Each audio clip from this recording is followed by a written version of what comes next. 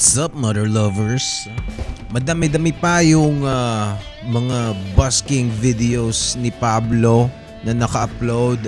We're gonna try to react to as many as possible. Okay, habang wala akong ginagawa. Okay, let's check out this song, Usad. And meron akong nakitang short dito sa same event na to. Grabe pala yung mga tao dito. Ang lakas pala ng ulan. 'Di ba? Kasi look at this. Grabe oh. Eto mas madilim na eh, parang mas gabi na eh. But look at that. Oh, grabe oh. Grabe mga 18. Mga ano bang tawag sa fandom ni Pablo? Hotdog ata, parang ganun. With their umbrellas and still doing this for Pablo. Kung ikaw yung fan, parang if you don't really love the artist, you're not gonna do that. You're not gonna stand there in the middle of this heavy rain. But for them, I'm sure it is worth it. I would have stood in that rain kahit wala akong payong, di ba? So let's watch the video. Unfortunately, parang medyo hindi ganun kaganda yung audio nung video nitong kay Abby Mark. But maraming salamat sa iyo, Abby Mark.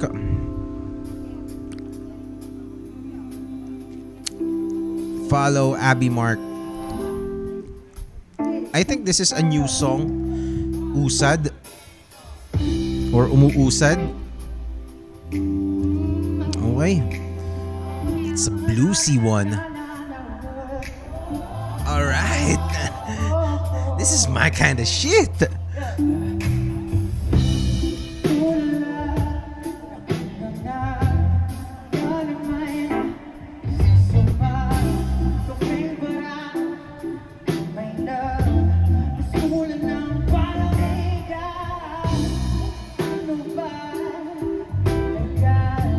I don't know this song yet. This is the first time I'm hearing this one. Yeah, it's a blues song.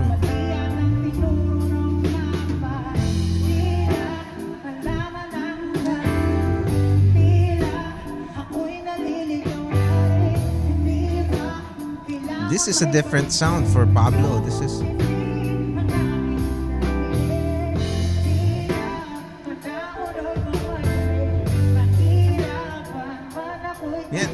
This is the Pablo voice I'm talking about. This is the Pablo voice. Almost Bruno Mars-esque, Michael Jackson-esque.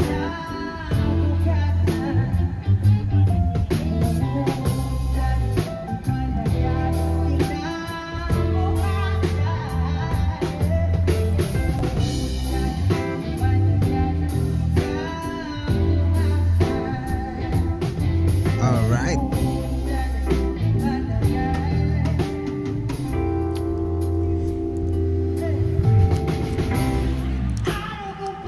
There you go. Alright. This is the Pablo-isms that I'm talking about. Ano? Escabeche?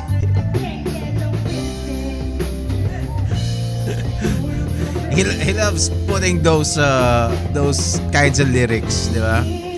Parang mag-fixate siya dun sa isang rhyme, escabeche, gandaleche, di ba?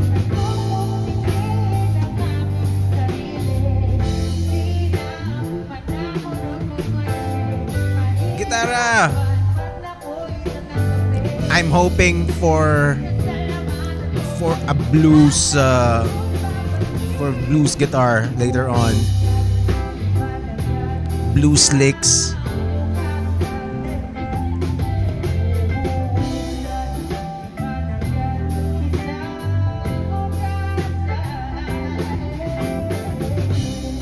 I wonder kung sinong influence niya dito sa tunog na to.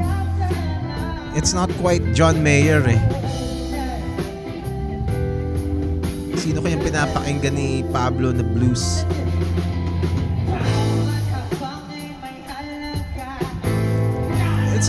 It's kind of blues na medyo pagka-hip-hop elements eh. Di. Or,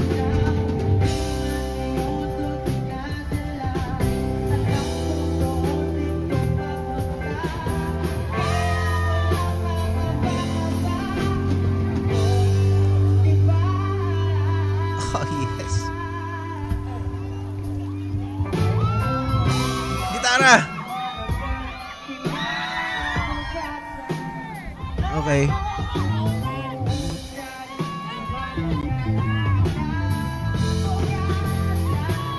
Oh yeah.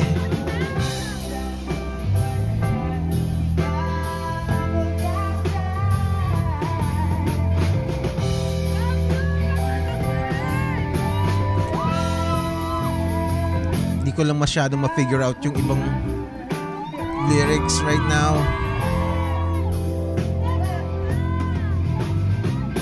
Maraming salamat po. Muli ako po si Pablo. Alright. Salamat po sa pag-stay namin na ulan. Ako kayo lahat. Hey, Eugene, Pablo, Jorge, let's go!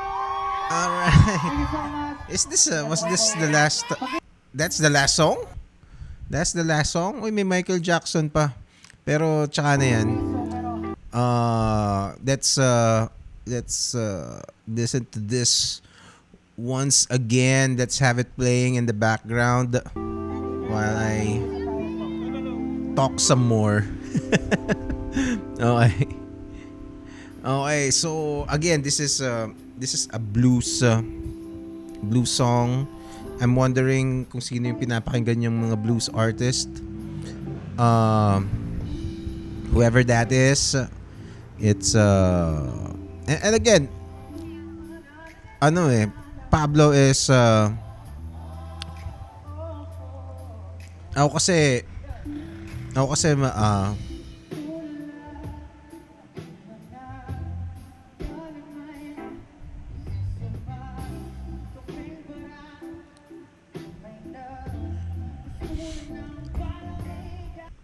okay, let's listen to this again.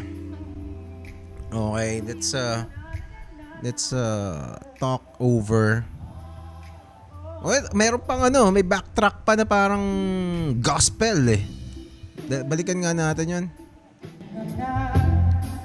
Meron siyang backtrack na parang choir. Ayun ah. Diba? Siyempre wala naman siyang, hindi naman siya pwedeng maglagay ng choir dyan. So, probably on the original track.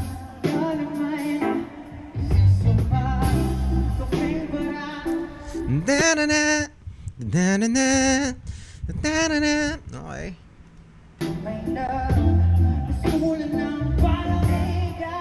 Oh, that's nasty.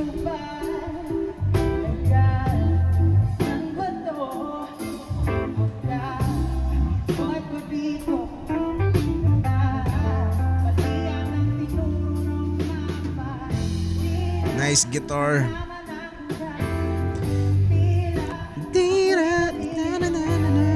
Diba that's another change in melody?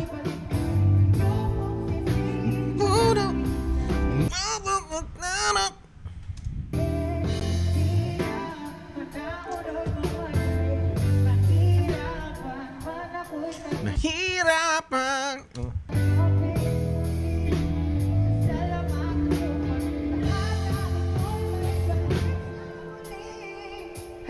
Alright. Diba yun yung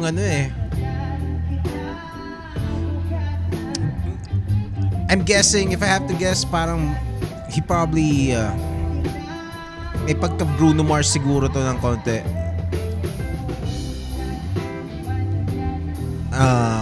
Wala lang akong album ni Bruno Mars eh, so I don't know any of his songs.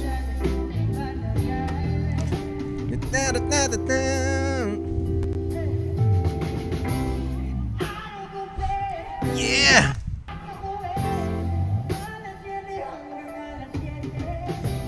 That's the Pablo I like.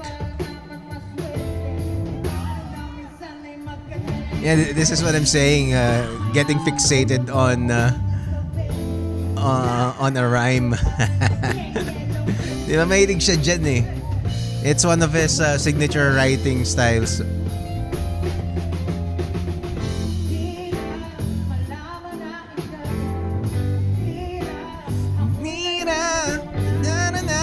na na.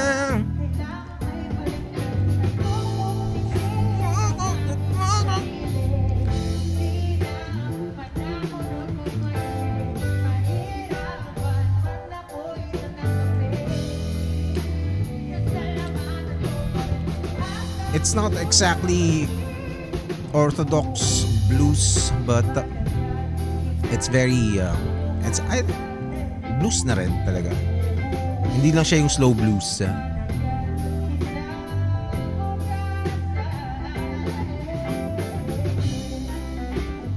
Yes, all right. Let's just finish this to drive this home. I like this.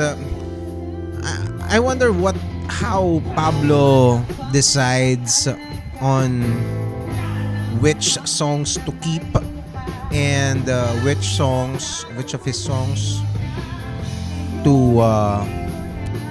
give SB19. Kasi I don't know about because this is a very bluesy song, di ba? This might not be the maaring hindi trip to ni na nung ibang members. I don't see Stel as a bluesy musician eh. More on balladier si Stel. He's a little too clean. He sounds too clean for blues. Madami kasi sa blues talagang mga raspy voice. Doon talaga yung pinakang binabagayan yan eh. But of course, kaya namang gawin ni yun. Magagawa naman ng paraan ni Stel yun. Ken, I don't know.